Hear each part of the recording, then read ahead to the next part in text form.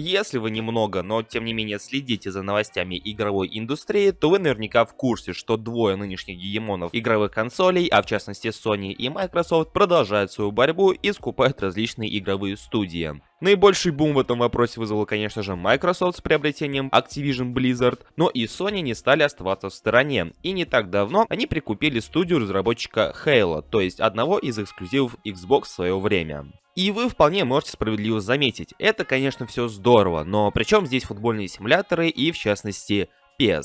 А при том, что если одна из студий, неважно будь то Sony или же Microsoft, выкупят Konami и в частности их серию eFootball, а в прошлом PES, то это как минимум может перезагрузить серию на полноценной основе, а не просто устроить ей небольшой ребрендинг. И в рамках данного ролика предлагаю обсудить этот вопрос поподробнее, учитывая, что подобные новости уже однажды были, ну или по крайней мере слухи, и сегодня мы поговорим об этом поподробнее. Ваше же мнение по этой теме я буду ждать в комментариях под этим роликом. Насколько, по вашему мнению, поможет приобретение Konami одной из этих корпораций? Ну и также не забывайте поддерживать данный ролик своими лайками, поскольку это также немаловажно, и именно ваша активность помогает продвижению как ролика, так и канала в целом. Ну а мы начинаем.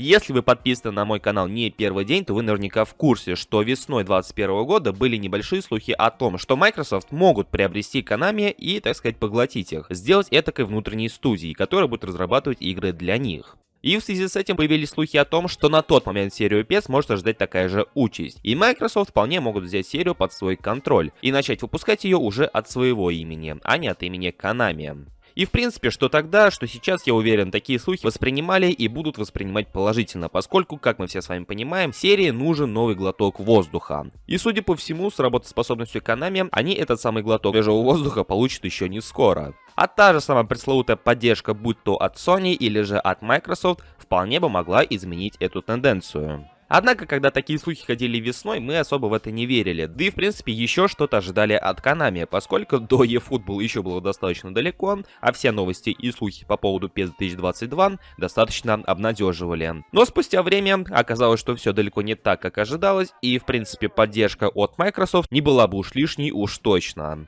И как раз таки на фоне приобретения всех этих студий, Activision Blizzard и тех же разработчиков Halo, хочется верить, что рано или поздно взгляд Sony или Microsoft упадет и на Konami, поскольку студия уже давным-давно ничего толкового не выпускает, а сосредоточена скорее на своих мобильных играх. Ну и если не покупать студию целиком, то по крайней мере наиболее ведущие проекты, неважно, которые они уже забросили или которые все еще поддерживают, но уже не так, как раньше. Поскольку Konami нам известна не только по своему футбольному симулятору, но и прочим легендарным играм наподобие Contra, Castlevania, Metal Gear Solid, Silent Hill и так далее. И PES среди этого списка одна из многочисленных игр, которая так или иначе получила внимание от игроков, ну и в лишний раз напоминает о Konami. А поэтому, если не приобретать студию целиком, то как минимум эту серию вместе с другими выкупить уж точно можно. И я полагаю, что вне зависимости от того, кто бы выкупил права на эту серию, они бы в любом случае захотели бы конкурировать с Electronic Arts и их FIFA, и поэтому наверняка бы вложили немерено кучу денег в разработку новой части серии, и возможно даже бы отказались от концепции кроссплатформенности игры. А если даже бы и не отказались бы, то наверняка приложили бы намного больше усилий, чтобы сделать это максимально бесшовнее и максимально безболезненнее как для фанатов серии, так и для новичков данной игры.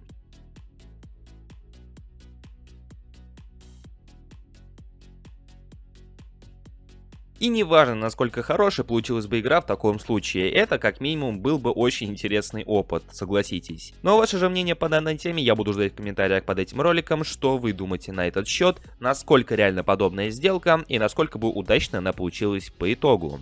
Ну и помимо комментария, не забывайте поддерживать данный ролик своими лайками, поскольку это также немаловажно. Ну и подписывайтесь на канал, если находитесь здесь впервые. У меня же на сегодня все, и я всех благодарю за просмотр этого ролика. Всем удачи и до скорых встреч, друзья!